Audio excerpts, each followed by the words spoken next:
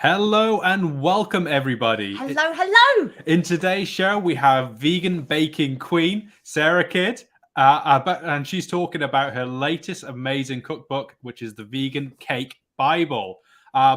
We can inspire change in a very tasty way through this. So join us in taking a little cake break today from our activism and enjoy embracing the joy of vegan baking. Thank you so much for joining us today, Sara. Hello, thank you so much for having me. It's so awesome to be here with you guys. I've also got my two dogs here, so they're obviously going to want to be involved. This is Rocky in the corner here, and he just wants a cuddle. So it's very early in the morning, and they're used to having lots of snuggles, so they're probably going to. Snuggle away. Thank you so much for joining us as well, Rocky. Yes, Sara is joining us from Australia, and it's so wonderful to be able to share you with the rest of the world because honestly, it has been a huge, we're cooks, we consider ourselves pretty good cooks. We've had a vegan cookbook, but baking is something we have always left to the professionals because I just can't, until you came along, I have not been able to get the hang of it. And I know that it's a huge problem for a lot of people out there as well. So I'm looking forward to really sharing a lot more about this book. But I was intrigued by your introduction to veganism in the first place, where at age 23, you made an overnight switch to go vegan as possible as you could at the time and ended up embracing raw veganism, which, meaning you no longer ate anything processed, no sugar, no preservatives, and nothing cooked above 48 degrees Celsius. I'm curious to learn, what was it that first sparked that initial overnight switch? But what was it that also led you away from raw eating as well? Yeah, because cakes is quite far from that now. Yeah. Oh, isn't it? It's like the complete opposite. Well, I'm definitely a person of extreme personalities. I read a book. I was in a bookshop and I was really young then. Like I'm 40 now, so this is a long time ago. This was before I even have heard of veganism. And I was really interested in being skinny and beautiful as you are when you're 20. And I saw this diet book in a bookshop called Skinny Bitch. And I'm like, oh, this looks so interesting. And I bought it and took it home. And it was a complete lie. It was just all about veganism. It completely tricked me. But look, once I'm presented with the facts, I can quickly change my lifestyle given the right information. And it talked about how veganism was amazing for the environment, obviously for the animals, and also my health. At the time, I was living in the rainforest and I was really interested in finding out about how healthy I could be. So I literally read that book in one day, and then overnight the next day I was like, all right, that's it. We're going vegan. Or vegan, as I wasn't even sure how to pronounce it. I've never heard of it before. And my partner at the time was like, what are you doing? I'm like, that's it. We're just eating vegetables and fruit, and we're going to go raw vegan as well. Because I think they must have mentioned raw veganism, and I kind of clocked on to that. Look, it was an incredible experience. I've never felt so amazingly healthy being raw vegan. And like my lifestyle very much condoned it as well, because I was living in the rainforest in a cabin, completely isolated from the rest of the world. And I was working for a health company in the rainforest as well. So my thinking was already aligned with that type of lifestyle. So it was very easy to transition into it. And I did that for about 2 years simply because I was still living in the rainforest and it was incredible. But then eventually I separated from my partner and I moved back down into the city. I was living in Brisbane at the time. And my lifestyle completely changed and food became more convenient and accessible. I mean, vegan food didn't really exist then. However, I just started to slowly eat more cooked food. I do recommend checking out raw veganism if you're looking at improving your health, because it just had incredible health benefits for me. And I try to go back to it every now and again. But it's a little bit difficult being a cake lady and making cake all the time. Oh, for sure. Yeah. No, find balance. That's lovely to find out. And it's actually interesting you mentioned about Skinny Bitch, the book, because recently we've been doing a lot more research and interacting more with Christopher Sebastian, another fantastic advocate. And he was the same. He saw Skinny Bitch come up and he was like, oh, yeah, this can be a diet book. I'll jump into this. And then it was just like, whoa, I love it. Yeah. Very sneaky. So that is fantastic. Very sneaky. Yeah, it's fantastic. I really must pick up that book, and then hopefully I can leave it out in more places as well. So can we go and live in a rainforest and read it as well? I think that would just enhance the whole thing. I think that would be fantastic. But the rainforest was incredible. Oh, yes. But whether we are relaxing at home after a big protest, having a communal feed at the end of a demo, Nothing beats a nice piece of cake, does it? You know, cakes and sweet treats have found their ways into our food cultures and our hearts. There's just one of those food items that just makes us stop for a moment, you know, well, at least stop for the savor it for the length of a cup of tea, at least, you know. And I don't know if it's the same in like the US or across Asia. Potentially, Miriam, you can tell us as you're tuning in from Denver, Colorado. I don't know if cake is quite the same over there, but you know, for in New Zealand, in the UK, and I assume as well in Australia as well, you know, it's one of those things that is the come together point for so many families. You know, you go and have a nice piece of cake with your gran and stuff like that. You know, that's the done thing. Afternoon tea. Afternoon tea, yes, indeed. But so many of us, we all have our own personal connections to these baking or baked goods. It could be memories of sitting there with your gran having a slice, or going into bakery in town just for a special treat. For me, you know, it's learning to bake from my mum, and then me being a greedy fat little bugger when I was little. I learned how to bake so then I can feed myself as many cakes as I wanted, and yeah. I got bigger from that, I will say, but I got very good at it, I think, for that time. Anyway, you're a well-covered lad. Yeah, well-covered lad. I would love to know a bit more about your personal connection to baking and how it's become not just your work now, but your true passion. Yeah, that's an interesting question. I mean, my baking passion was inspired by my nan, as most people. I grew up in this tiny country town, and she was known as the apple pie lady. And she used to make all these apple pies that would just sell out. I'd take them to the local markets and would sell them all in 30 minutes, literally. She would make as many as she possibly could. But many memories of making pastry with her and stewed apple and just being in her tiny little kitchen and sharing those moments. I really loved spending time with my nan. It was just such a magical part of my childhood. I guess that's where it started. And then I actually had a partner who was a incredible chef. And this was before I was vegan. And he taught me a lot about food and how to cook and create flavor. And one theme that I always navigated towards was always desserts. I have a huge sweet tooth. Like, I could just eat cake and sweets forever. I never, ever get sick of it, which is pretty dangerous. So it's pretty dangerous. But I started learning about desserts then. And I also started studying as a chef when I was younger, before I kind of took a left turn into the film industry. But what I worked out is, like, desserts and cake was a really easy way to have a conversation about veganism, like offering people something that looks beautiful, that tastes amazing, that you can share together, was a great way to talk about, hey, did you know this cake's vegan and what do you think? And I made this without eggs. Oh my God, can you believe how easy this is? And it was just a really gentle way of introducing this concept of veganism and that type of lifestyle, and why it's important to consider it as something to incorporate into your life. Because I've tried many different other forms of activism. Like, I worked in documentary for a really long time, distributing documentary films about veganism and animal rights, and I've gone to protests and marches and held many events, like sold out events around the world with corporate companies. And I just found, for me personally, the easiest way for me to talk about veganism was through cake. And I also wanted to build a movement. And I realized vegan baking there wasn't much happening in that scene. And I had a lot of experience of being able to build communities, because I was doing that for documentary. And I thought I wanted to build the most amazing vegan baking community I could possibly build, and bring all these amazing vegan chefs and business owners and just people that were interested in it together in one place.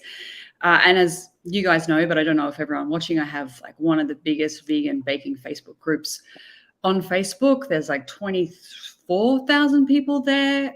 There's incredible chefs and business owners and just bakers galore in that group. And not even everyone is vegan, but they're coming together and sharing their wealth of knowledge and experience and recipes and videos and ideas, and really innovating the space.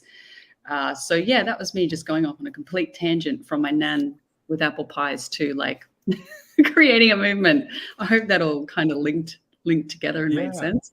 Oh, that is lovely. And it's one of the things we're always here on Vegan FTA. We're sort of trying to get people to advocate in whatever way is the best for them. And so we're always talking about activism across the board, using every tool in the toolbox. And so hospitality activism, I suppose, a broader sort of a more generalized sort of term for it. And the food activism, we've had success in it as well. For when we started out, we did our vegan cookbook, and we're still getting people today going vegan from it and just inspiring through food. And of course, I believe that we need all forms. So we need the documentaries, we need the protests, but we need this food as well. And it's just giving so many more opportunities for people to join in. But I'll just quickly, for your Facebook group, what's the name of it so that I can link it into here now? Yes, and so everyone can find it if they're watching on Facebook. It's got the most long, obnoxious name. It's vegan cake decorating, all types of baking and resources. Awesome. She's trying to put everything in it. So it's vegan cake decorating, all types of baking and resources. You're right. I mean, you really have created a movement. There is. Oh, I can see our live stream coming up, actually. there we go. There we go. Sorry, people. We should have been more onto it. But Sarah is, in our neck of the woods, Sarah is absolutely infamous. And Miriam says she's eaten a vegan pound cake all by herself. There is a wonderful recipe for pound cake right here. Yes. And we look forward to getting to that. But you've worked with Zachary Bird, who I absolutely love. Is that right? I'm sure I mean, who doesn't love Zach? He's like the funniest dude. I remember meeting him at the Adelaide Vegan Festival when I had my first cookbook out, and he came up to me and I'm like, oh, this guy's going to be a superstar. He's absolutely incredible. He's so talented, very funny. He actually introduced me to his publisher, which is how I got my book deal. I just have so much love for him, and I know so many other people do around the world, and it's amazing to see him just exploding all over the place. He really is. His Instagram just makes my day. It really does. It's absolutely hilarious. Zachary Bird, if you haven't heard from him before, where have you been? Check him out. But when it comes to conventional baking, as like Gareth said, my mum was also an apple pie. In fact, I think the neighbours actually bring my mum apples because they know that she's going to turn them into apple pies and give them back to them ready, made. I keep saying she needs to restart a catering sort of business going because people are always bringing her food in order for her to bake it. And transform it into something awesome, will you? But when it comes to conventional baking or reading recipes or ingredient lists, usually there are large quantities of butter and milk and eggs used in the creation of cakes and other sweet treats. And, in doing our research for our chat today, it got me thinking about all the bake sales that we see on any given weekend. I don't know what it's like in other countries. I would imagine it's quite similar, but you get the school fundraisers, you get the markets, and even out on the street, everybody's out there to support a good cause and buy up this very cruelty-free baking. And out here in New Zealand and in Australia, we also have something called a sausage sizzle, which is basically a public barbecue, which is placed outside stores and in shopping malls where fundraising groups can serve sausages and bread, in exchange for a small donation. And while the sausages are obviously products of cruelty, those lovely, pretty, soft, fluffy cakes with all the twirled frosting and the sprinkles on top that we also see out there, they hide an enormous ethical and environmental impact that's being done. Knowing that there's an alternative, how does it make you feel seeing those stalls? The fact that they're not vegan, is that kind of thing? Yeah, they're just pushing on the whole, horrible loaded. Knowing just how much dairy, eggs, and all the other horrible nasties there for a good cause. It's to be honest, it's very conflicting. When I first went vegan, it took me a little while to actually get really headstrong into animal rights. But once I started to get into that movement, I'm sure many vegans experience where you realize you're a vegan in a non-vegan world. So you're constantly confronted with the confrontation of seeing animals being abused, slaughtered, sold, exploited in all the ways possible, and people being very blind to the fact that that's actually happening, or simply naive and just don't want to they don't want to be aware of what's going on and how it's contributing to their health, animals, and the environment. So it's always challenging, but But all I can do for myself is just try to be the best example, and try to inspire as many people as possible to look at ways that they can incorporate, in my sense, vegan baking into their world. And the way that I've done that is to make it as accessible and easy and fun and like non-confrontational as possible. And I found for me that's the best way that I can get veganism out there and hopefully inspire other people to incorporate vegan options. Within the vegan Facebook baking group, the way that I was able to measure whether or not I was being successful with my message was the amount of people that were transitioning their businesses into vegan businesses or starting vegan businesses. And it would be, say, probably about 50 people, businesses so far. I think I started the group in 2018. So it's just like had this really great momentum. So I deal with it the best way I can. It's always confronting. It always like hurts my heart that people still incorporating animal cruelty into their life, but I'm just trying to be the best example I can to help bring about change. Oh, that's fantastic. That's awesome. Yeah. What we often reference is for regular viewers of the show, though, you know, when we talk back to Dr.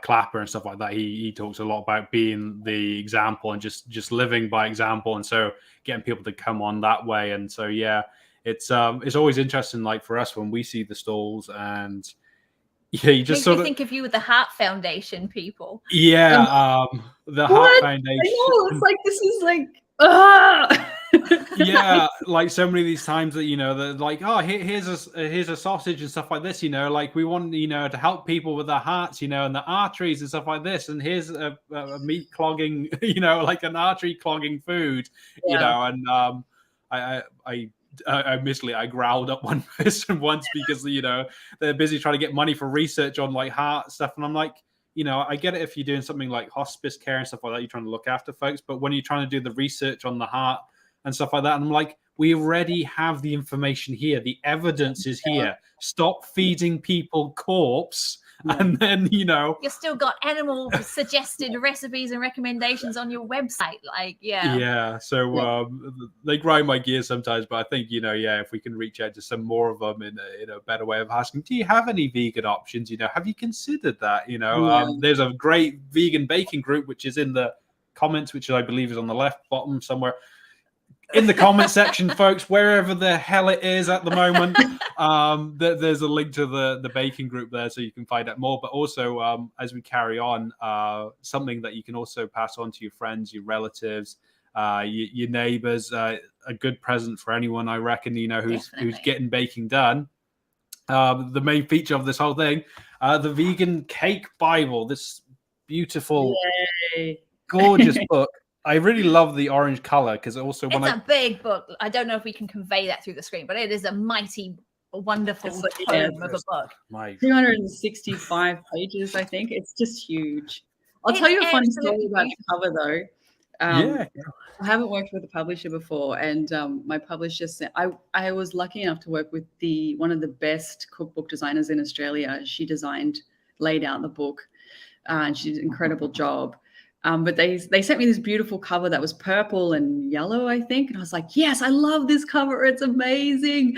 And then the day before it went to print, they sent me the photo of the orange cover. And I'm like, no, I hate it. I don't like it. But it was too late. Like, I didn't have any real say. They're like, this is the cover. It's going to really pop on the shelves and people are really going to see it. And I went, all right, I'll just trust them. They're publishers. They know what they're doing. They've published heaps of books. And then when I actually got it, they sent me like the first copy of it, and they're like, here's the book. And I was like, oh wow, I love this cover. It's so beautiful. It's just vibrant and happy and full of joy. So and it was funny that I was like, no, and then I was like, yes. So they know what they're doing. We know quite a bit through that process as well, from when we were doing our book. But this book sits so well. Like people probably notice it in future episodes, up with the rest of our cookbooks up the top there. It'll be right back there behind my jungle of plants. The jungle, which is slowly taking over the bookcase. I love it. I love the plants. Jackie's indoor plant game got strong during all the pandemic stuff. So mine are obsessed. I had a whole I grew a whole jungle in my house in New Zealand. I had over 100 houseplants, so I understand the obsession with plants. I was like living in a jungle. It's Close your beautiful, isn't ears. it? I've got a bit of catching up to do. I'm sitting on around 60 at the moment, but this is, it's an absolutely beautiful book. We were just blown away. I mean, we're familiar with your work, but it is just a stunning, stunning book. Huge congratulations. And it's so bright and vibrant, and it's the definitive guide into not just the recipes, but the building and also the decorating of cakes. We'd love to go into a little bit of the sort of layout of the book for our audience. And can you share with us, about the Cake Foundation section, what it's all about, and how it will set up readers? Cake Foundation, how it sets readers up for the rest of the book, because I kind of feel this is maybe something that gets overlooked in regular cake recipes. It's like having Sarah over your shoulder when you're baking. It's honestly this much of a companion book. Like, you cannot go wrong, even me. Yeah, I've had a lot of people actually messaging me saying how blown away they were by the incredible depth I went into with the content. You are not just getting recipes, you are getting every possible thing you could ever want to know about vegan cakes. And yeah, they are illustrated, and there's I even illustrate the cakes and break down like the frosting, the layers, all the types. I really enjoyed that. There's photographs, there's step-by-step tutorials on all the different methods that you can use to decorate a cake. There's vegan cake science. So if you really want to get technical and learn about how the vegan baking actually works, because not a lot of people talk about the science of vegan baking because it's very new. I did all that research and then talk about it in depth in the book. I break down all the different types of ingredients you need, all the tools you need, and making it as simple and easy and accessible as possible. That's a chapter for the frosting. So it's broken down into a few different chapters. You can pick up this book as an advanced baker, or just I don't know anything about baking. It will suit all your needs all the way through. The first chapter is the foundation. So I teach you how to make all the basic vegan cakes, like how to make a vanilla cake, how to make a chocolate cake, how to make a pound cake. And then I do a whole chapter on all the different frostings, because people aren't sure about what to do when they're not using butter. So I give you all these amazing recipes and step-by-step guide on how to create buttercream frosting, ganache, anything you could possibly want, even marzipan. And then so you can pick and choose. You can make a vanilla cake with a chocolate ganache frosting, and then you can decorate it with marzipan roses. You have all those tools and techniques in the book with photographs, step-by-step tutorials on how to do that. Then I have a chapter on traditional cakes. So what I found over the last 5 or 6 years, that I had a lot of people asking me how to veganize their traditional cakes, like an English Battenberg cake, or the Swedish princess cake, or the German butter cake. And I was like, okay, people are really wanting these recipes. I'm going to do a whole chapter on how to veganize all these classic cakes from around the world, and referencing to them so people know a little bit about the history of the cake and where it comes from and the origin. And I also do workshops on those cakes as well, where you can watch me make them and learn the techniques directly from me, or you can get all the recipes directly in the cookbook. I also talk about how to store your vegan cakes. If you're transporting your cakes, how much buttercream you'll need for a specific size of cake, how to cut your cakes. I just cover absolutely everything in them. And then I've got a chapter on celebration cakes. So if you're looking for a particular birthday cake, I've got so many different types of cakes for all different occasions. And then I've got a whole chapter completely devoted to gluten-free vegan baking. Now, if you've ever tried to make anything gluten-free, oh my God, it's completely difficult. But I started with a gluten-free vegan cake catering company in Sydney, and that's what I was known for. So I really understand how to make amazing gluten-free vegan cakes that taste like just normal cakes.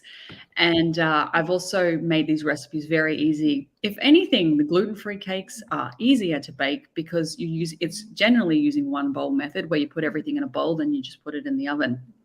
So I have a whole chapter devoted to that, and so many different flavors and styles of cakes to choose from. So it's a very definitive guide to everything you would ever possibly want to know about vegan baking. And there's photos for every single cake in here. Like, you're not just cooking blind. Like, this is that's my Italian yogurt cake, which is, it's a favorite. So beautiful. Let me show you some more photos. We've got a big pound cake fan here in Miriam. We're going to have to show her the pound cake. Oh, you have to. This is my sponge cake with coconut cream filling and passion fruit curd on the top. Oh, this is an amazing birthday cake. I don't know if you can see it, but it's a vanilla malt marshmallow birthday cake. Ooh. It's absolutely incredible. Oh. And then I've got a beautiful strawberry cake with ermine frosting, which is a really hard recipe to perfect.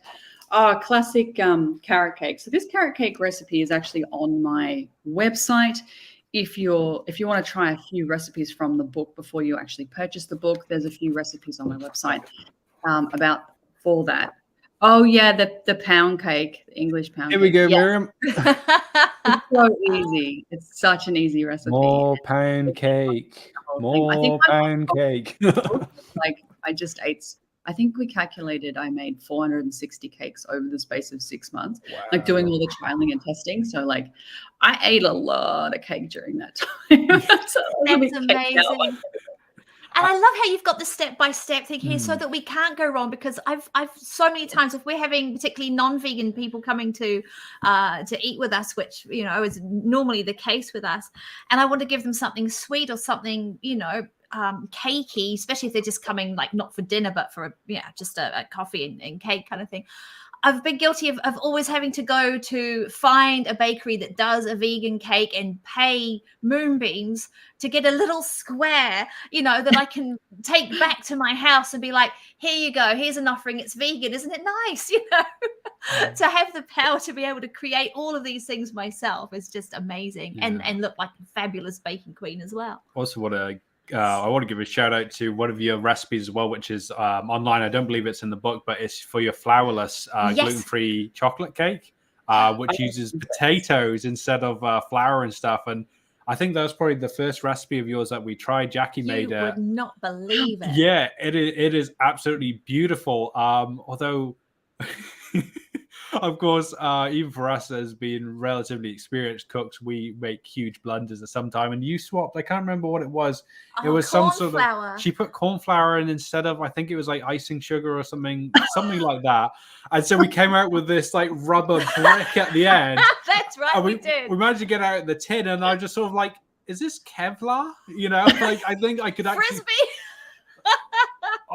Which was no reflection at all on no reflection on the recipe. The other times we made it absolutely brilliant, but keep your corn flour and your icing sugar and everything far away or well labeled. Yes, we were house sitting at the time, to be fair, and so I wasn't quite familiar with the packaging. But no, Gareth actually made it first. I was ill, and he was like, I'm gonna look up. I'm gonna make her a cake and give her a nice surprise. And I'm gluten free anyway, so baking treats are quite few and far between. And so he did this cake, and it was Sarah's vegan flourless chocolate cake, and it's to die for. It's like a moussey, yummy, and it was amazing. So that was why I made it. I was like, well, if Gareth can make a cake like that, I can make it as well. And that went a bit wire for me. But so use the right ingredients and you'll be right.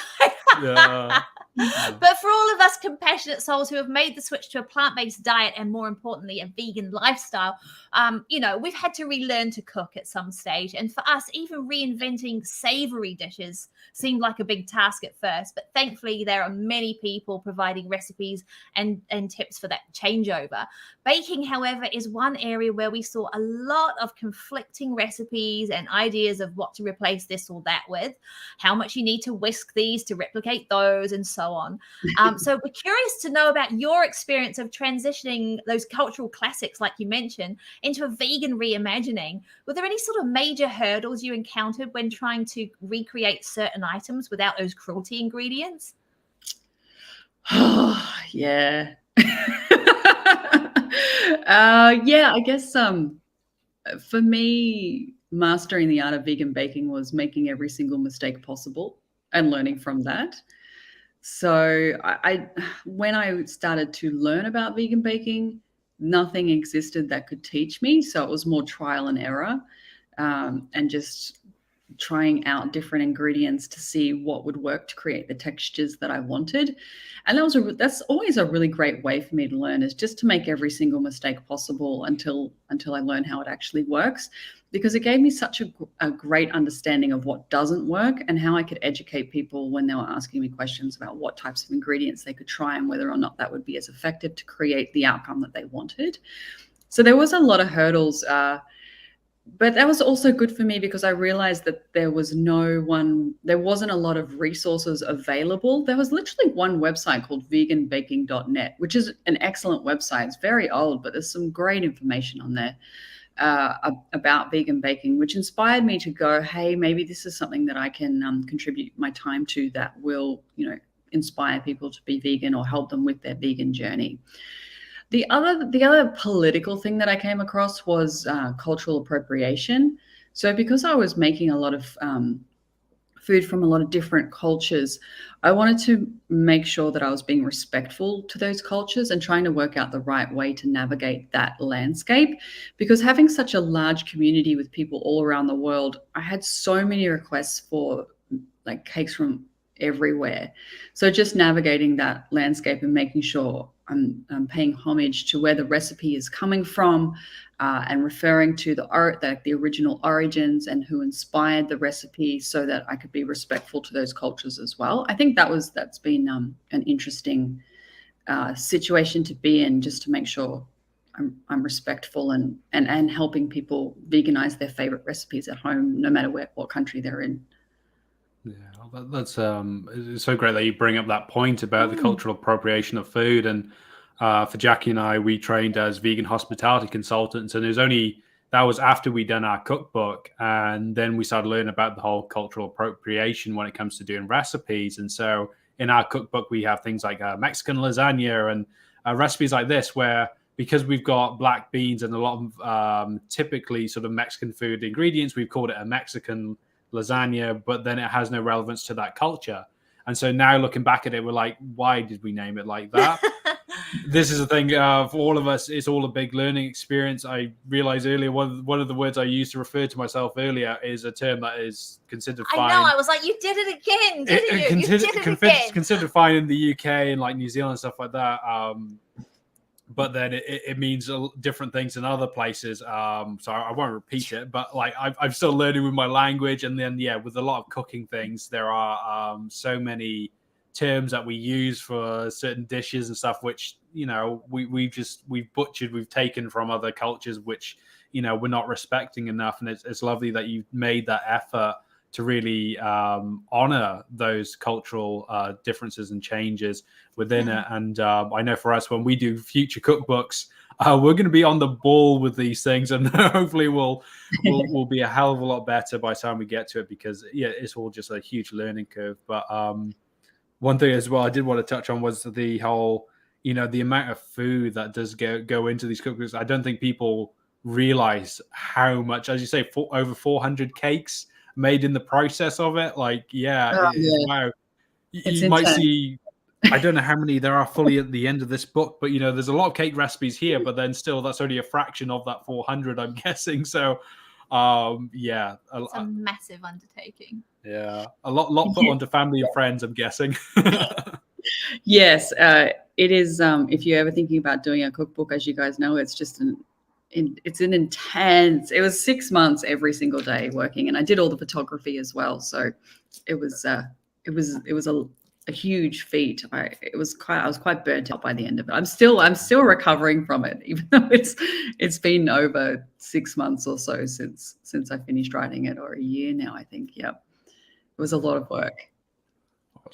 You've got done this beautiful achievement sitting on the shelves. The fact you did your own photography is great, because we know how hard that is to do as well. And so many people have stylists and photographers, and the actual cooks or bakers, they just get to sachet in and whip it up, and then everybody else takes care of everything else. And for us and for you, it sounds like that wasn't the case. I don't know if it's I did everything myself. I mean, I come from a filmmaking background, so I understand the logistics of creating a brand and a nice aesthetic and working with cameras. So it's a part that I really, really enjoy. I really like making video content and food photography. It's been a huge passion. So it was definitely a labor of love creating the book, because I just enjoyed every part of it. I just thought I could probably do this for the rest of my life. I feel a little bit differently about that now. Considering how much effort went into it, and you don't make a lot of money from cookbooks, so I'm like, I'm not sure if this is actually sustainable, but it was definitely a project that I very much enjoyed. Definitely a labor of love, like you say. And if you haven't seen Sarah's social media before, you have a YouTube channel, don't you? I just see you all over my social media, so I'm like, oh, this Sarah doing this today. But Sarah, everything Sarah does is bright, it's beautiful, it's just uplifting, I just love everything that you do. So definitely go and check it out. You do have a YouTube channel. Yeah, I do have a YouTube channel. It's not as active anymore. There's a lot of content from a few years ago, which I now cringe at. Like my first YouTube videos, as everyone knows, when you start out in YouTube, it's just like, you're starting from the start. You're learning how to create content. It's going to be terrible, but you just put it out there anyway. But I teach vegan baking courses online through my Patreon platform. If you're unfamiliar with Patreon, it's just like a subscription service like Netflix. I currently have over 50 courses on there. And what I actually do, because I wanted to give back to the community and support other vegan chefs, because I know how tough the industry is, I hire a chef to come on board and do a workshop with me once a month, teaching their specialty. So there's some incredible courses on there that you would never normally get access to, like Adrian Wu, who's an amazing, incredible vegan chef in Taiwan, teaches you how to make croissants. I've got raw vegan chef Crystal Bonnet, who's renowned, is one of the best raw vegan chefs in the world, teaching you how to make, I think it was a tiger nut raw vegan dessert slice. Just so many different classes for such an amazing price. It's only $5 US a month, and you gain access to all these classes, and then you can tune in live twice a month, me doing a course, and then I also do another course with a vegan chef from somewhere around the world. It's incredible value. And it was a way that I could make vegan baking very accessible. I could help people upskill, and I could also support the community by hiring chefs to come on and teach workshops. And you can gain access through that, through my website. If you just go to my website, sarakidd.com, and just click on the latest workshops, it'll show you what's coming up, and then you can sign up and you'll instantly gain access to all the previous workshops as well. Regarding the book though, I have sold out of personal copies, but I do recommend going to like Amazon or Booktopia or your local bookstore. I think there's a special on at Amazon at the moment with the cookbook that you can get. And I'm also running a 15% discount on my Patreon classes membership. If you sign up for an annual membership, it's actually 15% off till the end of the month. And you can find that on, I just posted about it on my social media this week or early last week. So if you go to Sara Kidd, my business page, and just scroll down, you'll find the 15% off sale post there, and you can grab a really amazing deal for 15% off that membership for the next couple of days. So I'd get in quick and get it before that special runs out. Awesome. We'll get to it, folks. I've put the link down in the comments there. So for anybody want to get to the website, sarakidd.com, it's there in the comments. So please go and follow up that link. Actually, I see another comment here from Guy, and he's still looking for the best vegan egg substitute. So I suppose, it'll be in the basic section of the book right here.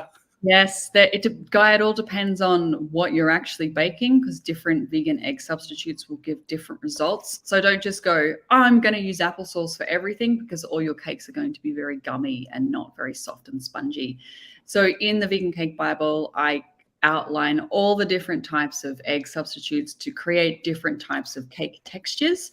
And also I've written a pretty comprehensive blog on this topic. You can go onto my website and just go into the blog section, just scroll down you'll just see the little blogs that I've written. And I actually go into depth about the different types of egg replacements you can use in baking and what they're best suited for, because what you use for cookies is going to be different from what you use in cakes. Oh, awesome. Actually, Exactly as Guy says. Very true. Man after my own heart with the puns there. Yeah. So yeah, actually, I meant to mention it earlier as well. Just like there's a whole section as well about troubleshooting and Oh yeah, like if you're having issues, there's all the reasons why you're having issues. So it's a great, like some people just like one of the top things that people don't realize is their oven never heats to the correct temperature that you're turning the dial to. You need to buy an oven thermometer. They're like $12 from like your local kitchen shop or online.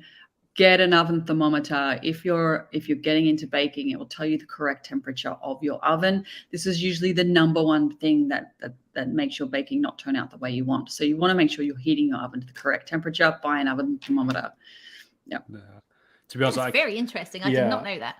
Well, we actually found that a bit when we were doing our cookbook, and so not just for baking, but regular cooking as well. Because when we did our cookbook, we were house sitting, and so we went through, I think, 5-6 different house sits whilst we were producing and photographing and making all the recipes. And so every house we got to, of course, the kitchen was slightly different, and some might have a convection hob, some might have a gas oven, all sorts of stuff like that. And so for us, we found we'd do it at like say 200 here, and then it would actually be 190 at the next place, and then so well worth an investment for all of your cooking needs. Definitely. Miriam says that it looks like an encyclopedia, your book, and it really is. Yeah, not as boring though, enjoyable though. The most beautiful encyclopedia you've ever seen. And like I said, it's as though Sarah is there with you over your shoulder, which is, I think, so important when in any kind of cookbook, that you've got that sort of support and those real step-by-step instructions that can give you confidence to be like, yeah, I can do this. I think it is really beautiful. And we interviewed recently Kate Clear and Mick McIntyre, who are the creators of that Eating Plants series. If you can Google that, eatingplants.tv, I believe.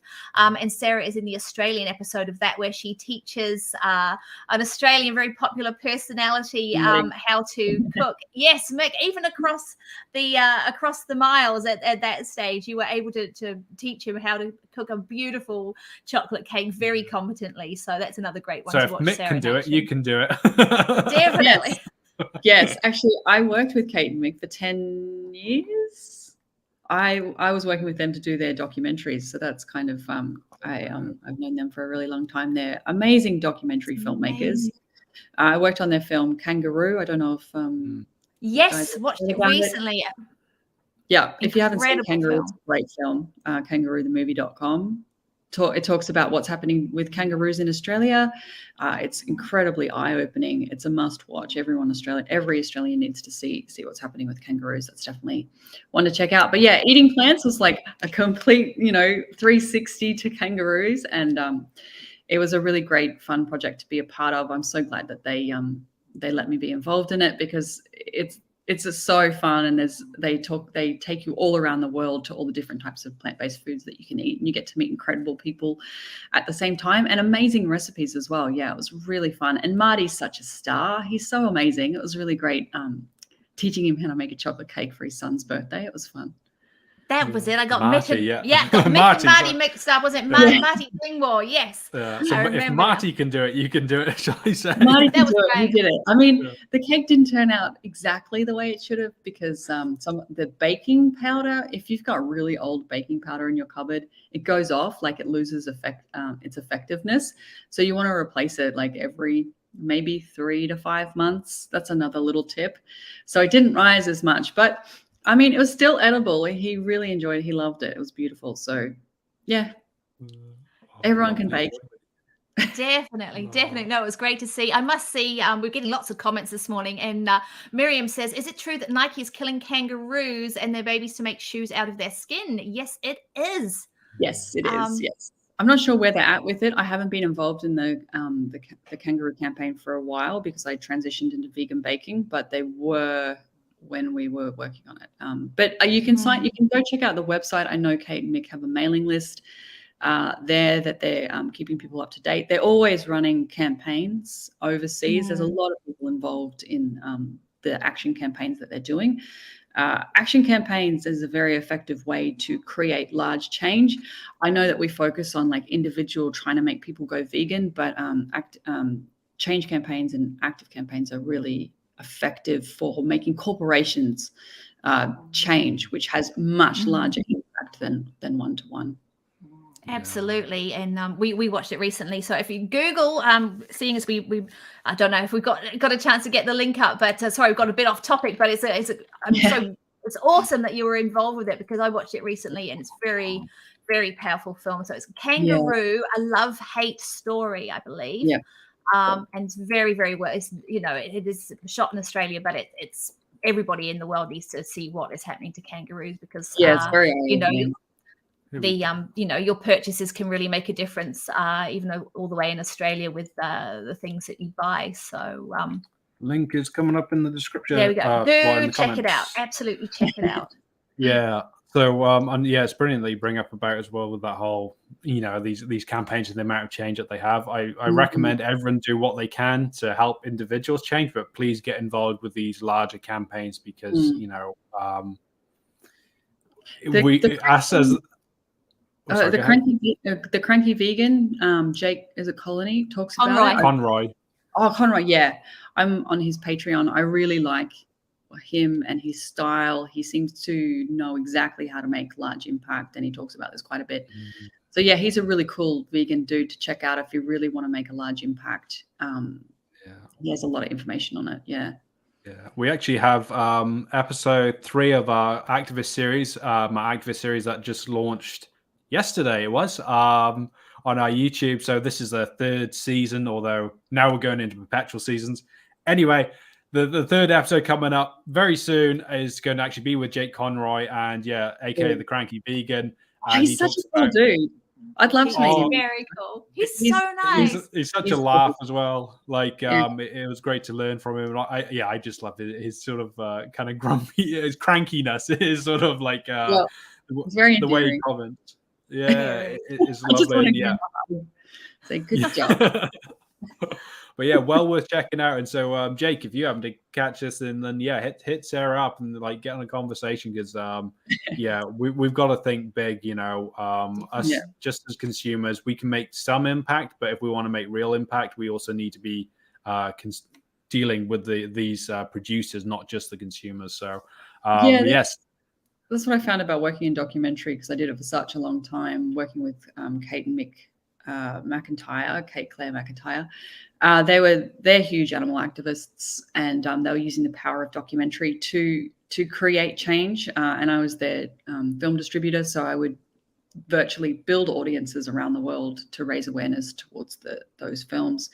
And I did notice that it was a great way to create a movement, build a community, and create change. Documentary is really powerful as well. So if it's something that you're thinking about getting into, it's a great way to create change and inspire people, because people just love entertainment. So it's a good little in. Yeah. Definitely. Lovely. Yeah. It's I love this tangent that we've gone off on. Like, this is fantastic. This is what we're all about here at Vegan FTA as well. It's getting people active, getting people more effective and efficient in the activism as well, and getting them to try out other things. So whether you go away from this episode today trying to bake cakes to change minds in a tasty way, or get involved with more documentaries, bigger change campaigns, I really hope that everyone watching is getting a little taste of it, to pun intended. I would say like a big thing that I've noticed throughout, because I've been vegan for such a long time, like nearly 20 years now, and in the movement I've seen many people come and go, and one thing that I've noticed is obviously there's a lot of infighting of people saying what's the right way to go about veganism and how to spread it. And I feel like I've done so many different types of vegan activism and animal activism. I've done like almost all of them, I think.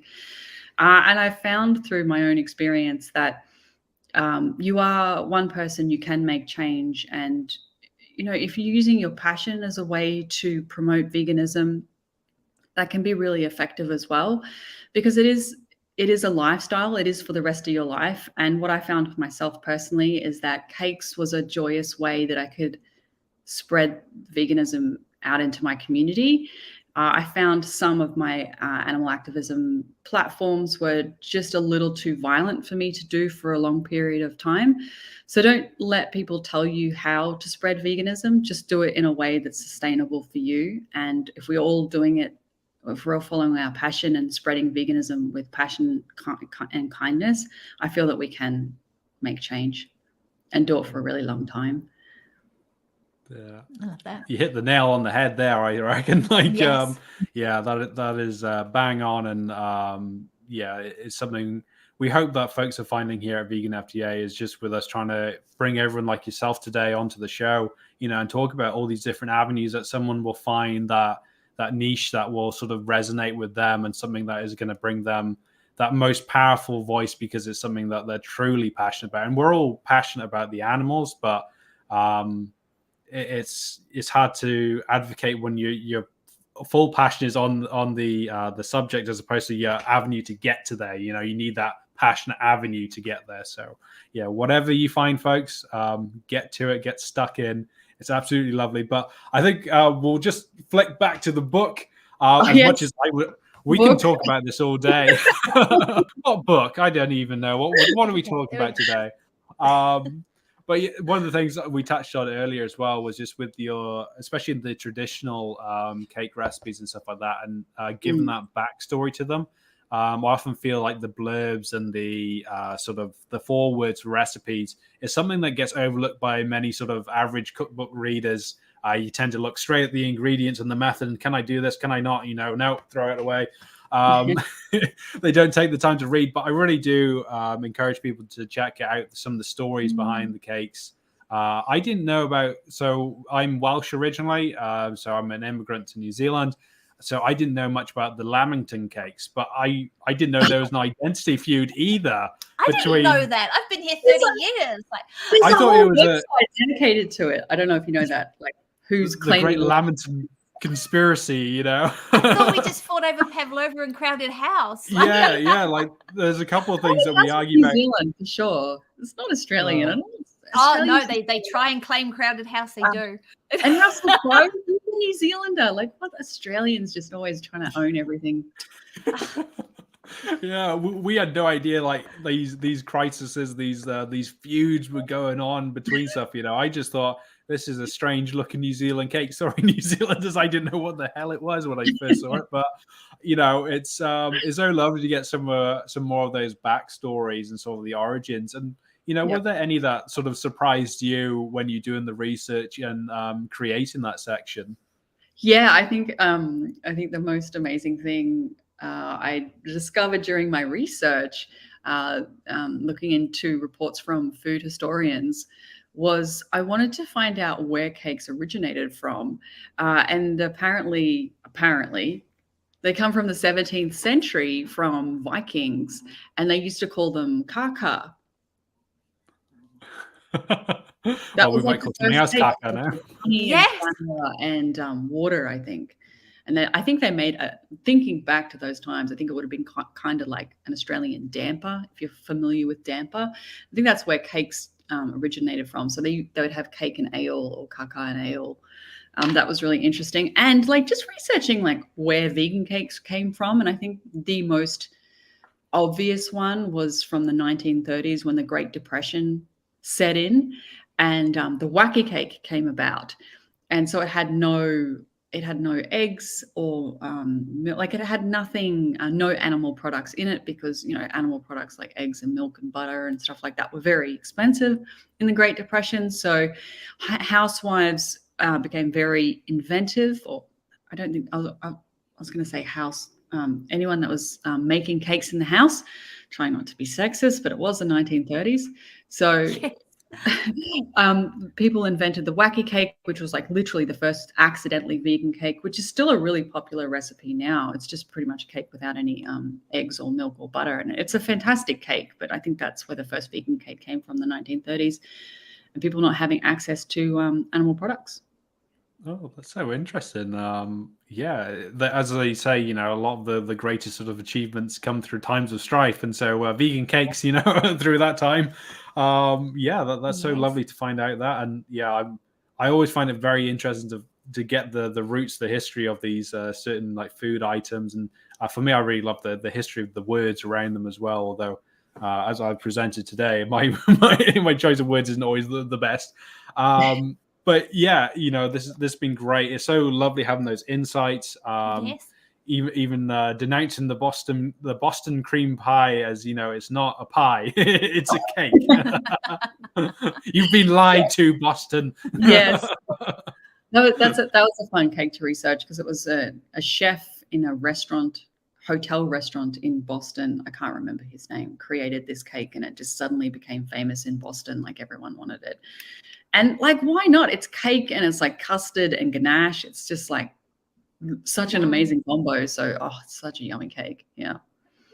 I mean, when we first got the book and we got it posted over to us, I opened it up and I started salivating actually a bit, like looking through it, just like, you sugary delights. Where do we start? It's fabulous. So you don't just learn how to cook and create like a pro. You get a history lesson at the same time. It's just an all-encompassing book. It's great. We're so happy to see the book doing so well and reaching bestseller status. Status. Bestseller status. Woohoo! Very, very well. That sounds like delicious. It's like it's delicious. It's delicious. Yeah. Made up my own kind of cakey kind of term names. Yep. It's fantastic though. Congratulations. It's so well deserved. And with plant-based books on the rise in many bookshops, yay. Did you have any trouble first pitching this and getting it published with having, the V word, vegan, in the title as well? Honestly, I did. I think I pitched to about 10 to 12 publishers. It's a hard game doing that because they just don't reply ever. So it's like being an actor. You really need to be thick-skinned and not take things personally. And I've been in the film industry for a long time, so I was so used to being rejected. I didn't take it personally. But I was just really lucky that Zach introduced me to his publisher, and then I sent the pitch to his publisher through on that introduction. And fortunately, they took me on, and they were amazing to work with. Smith Street Books. They're an independent company in Melbourne, so it was great to be working with someone who was also an Australian company and supporting vegan authors. So that's kind of how that came about, but it was a huge process. Yeah. We had these same struggles ourselves when we first started. Although we were lucky with that other book. We got picked up relatively fast because we got another book in as well. Travel book, so they're traveling at the time. We managed to slip it in. Here's a travel book, and then here's some vegan. It's hard to find a good supportive vegan publisher as well. I think it's something that we want to delve into more in future lives. But yes, there will be a future live actually with a vegan publishing expert. Yes, Matali coming very soon, and because I think for a lot of publishers, vegan books are kind of like their little experiment. They're just dipping a toe in the water to see how it goes. Without really having any knowledge of the vegan market. But I think Zach would be, he would have been a great one to give you that assurance that, this publisher is coming from the right place, which is awesome. It was really good. I mean, in the last 2 Patreon classes that I ran, I actually talk about how I wrote a cookbook and then how I got a publisher, because it was quite an interesting process. There's a lot of things that you have to go through. Like you need to write a pitch deck about the cookbook before you even write the cookbook for publishers to get on board. And you need to prove that there is a market and how you would market it. And I have quite a big audience for this niche. So it was good to be able to prove that people would actually buy it. That was a big thing, having an audience established for the book before the book even came out.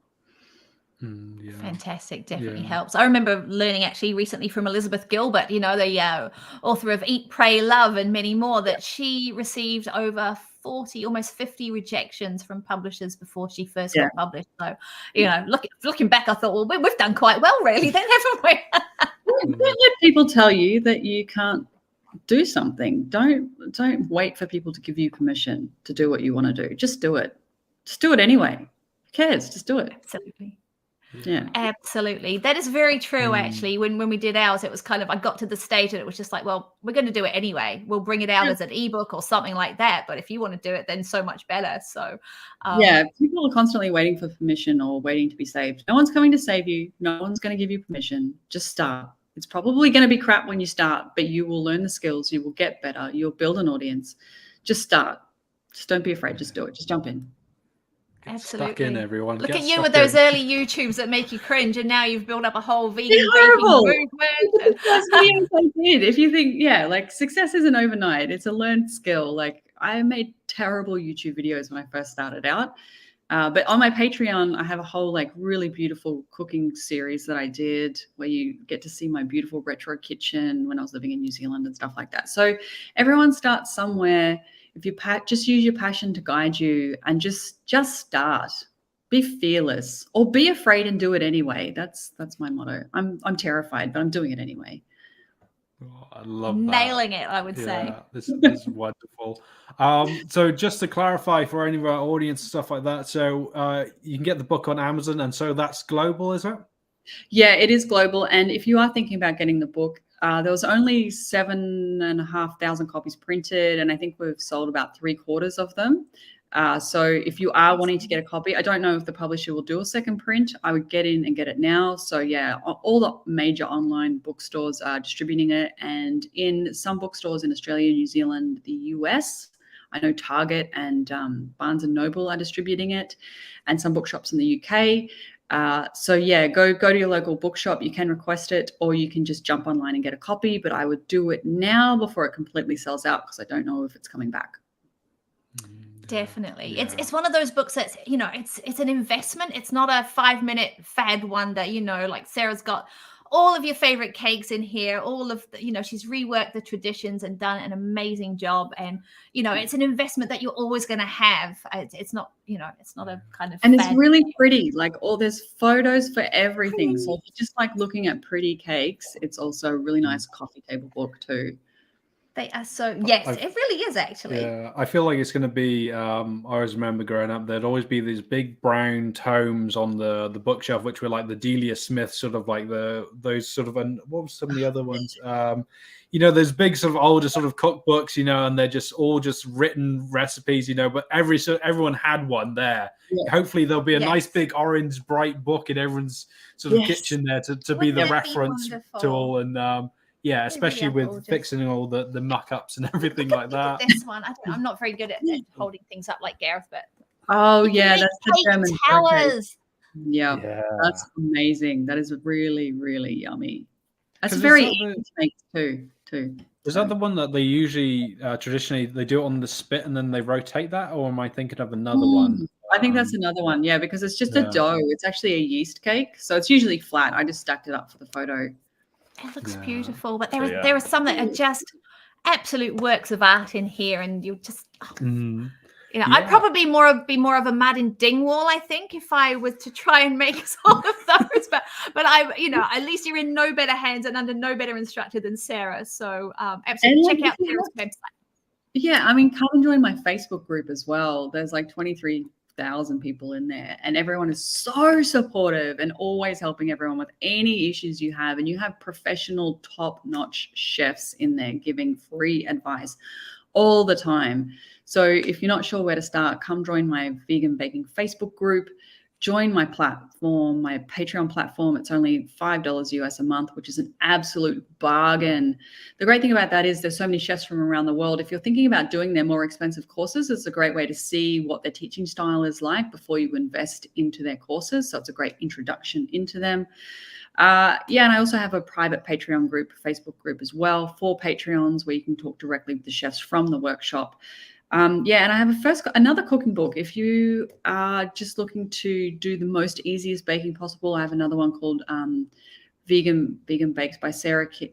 Vegan Baking by Sara. Oh my God, it's been so long since I've talked about that book. I've forgotten. You're right. I've forgotten it as well. And I know it's got the blue cover. Yes. It's a cookbook just for kids. Bake vegan stuff with Sara Kidd. There we go. Oh my God, I'm so sorry. It's like 4 years ago now. It's a completely different lifetime. It's a little book kids. I created a little cooking book for kids, but it's great for adults too, because it's just really basic, simple stuff if you're just wanting to get an idea. And that's also on Amazon, and it's an ebook as well for like $6. So it's a great way to start too. Awesome. Well, for anyone who wants to join the Facebook group, once again, there's a link in the comments of this. Looks like you've got some new members there. So. Yes, and then there's also a link to the website, so you can find out more about the Patreon, the courses, everything else there. So please do get and follow it. I'd just love to say, hopefully, if you've got time in the future, I would love to have you on again for another show, just talking about, that whole building communities with the documentaries and all this other talk we've had about activism.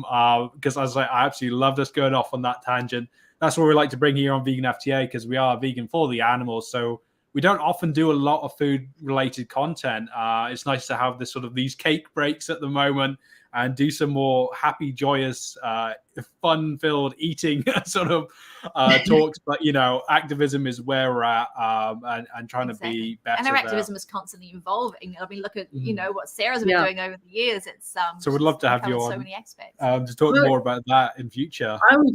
I would absolutely love to talk about that, because my specialty is I've been a branding consultant. I've worked for a really big social media company writing social media strategies, and working in documentary and film. My specialty was building communities for a particular product, and the product was a film.